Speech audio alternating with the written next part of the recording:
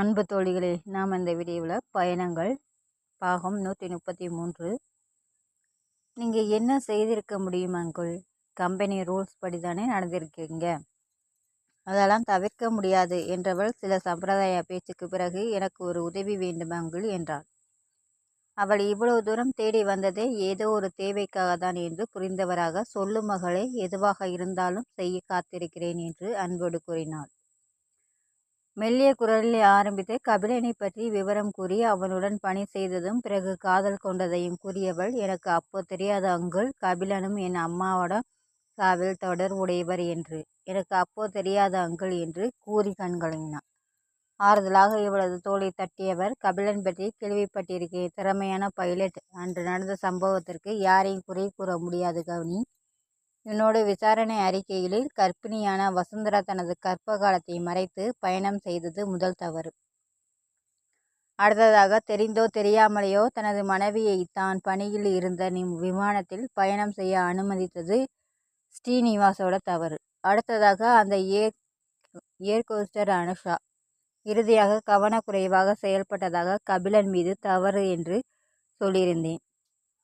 அப்படி பார்த்தாலும் அந்த சம்பவத்தில் பைலட் கபிலனோட பங்கு 10% கூட இருக்காது. இதை காரணம் சொல்லி நீ கபிலனை வெறுப்பது கூடாது என்று விவரமாக கூறினார். எனக்கு புரியுது அங்குள் என்றவர் தர்சா பற்றி கூறி அவளால் இப்போது கபிலனுக்கு ஏற்பட்டிருக்கும் நெருக்கடியை சொன்னார். ஆனால் இதை பற்றியெல்லாம் கபிலனுக்கு கவலை இல்லை அங்குள். அவர் ஜாப்பை ரிசைன் பண்ண போவதாக சொல்லியிருக்கார், என்னையும் அபியையும் பார்த்துக்கிறதுக்காக என்றார். நல்லது தானேம்மா, நல்லபடியாக மேரேஜ் முடிச்சு வாழ தொடங்கு கவினி. உன் அம்மாவுக்கு நடந்தது விபத்து, ஸ்ரீனிவாஸ் எடுத்தது அவர்கள் மனைவியின் மேலே வச்ச காதல். அதை பற்றி யோசிக்காம நல்லபடியாக வாழ பழகு கவினி என சேக்கப் கூறும்போதே தட்டில் ஸ்நாக்ஸ் மற்றும் டீயோடு வந்தார் அவரது மனைவி. இருவரும் பரிமாறியபடி, நாங்கள் 4 வருஷமாக பெரியவனோட கனடா போயிட்டோம் கவினி. இங்கே திரும்பி வந்து 2 மாதம்தான் ஆகுது. உன் மேரேஜுக்கு கூப்பிடு கவினி, அபிக்குட்டியை பார்க்கணும் என்றவருக்கு புன்னகையோடு தலையசைத்தாள் கவினி. சிற்றுண்டி முடிந்ததும் மாடியில் இருக்கும் அலுவலக அறைக்கு இவளை அழைத்து சென்றவர் அங்கிருந்த இருக்கையில் அமரச் சொல்லிவிட்டு, இப்போ நான் என்ன செய்யணும் கவினி என்று கேட்டார். அங்குள், அம்மாவுக்கு நடந்த விபத்தை விசாரணை செய்து நீங்கள் தான் உங்ககிட்ட அறிக்கையில் குறிப்பிட்டுள்ள பிளாக் பாக்ஸ் அறிக்கை கொடுத்துருக்கீங்க.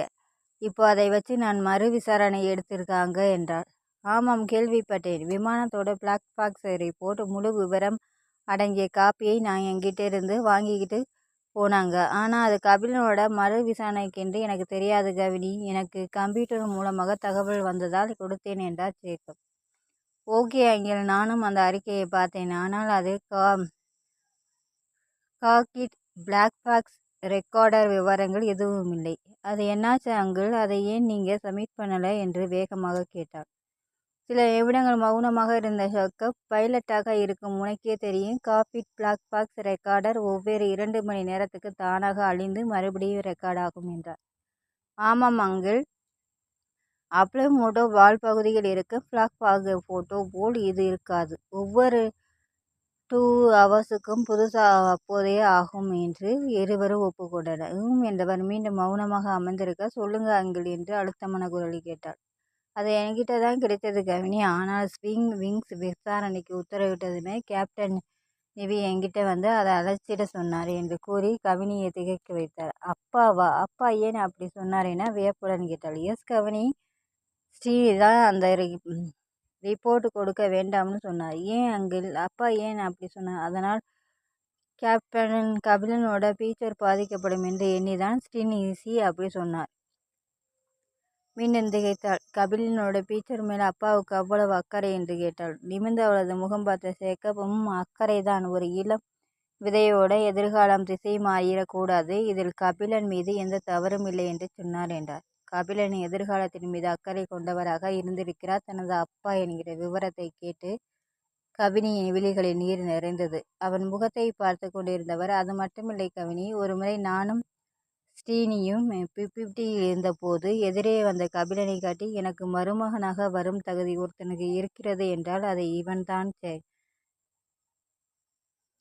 சேக்கப், நல்ல திறமையான பையன் என்று சொன்னார் என சேக்கப் கூறியதும் கவினியின் கண்ணீர் பெருகி வழிந்தது.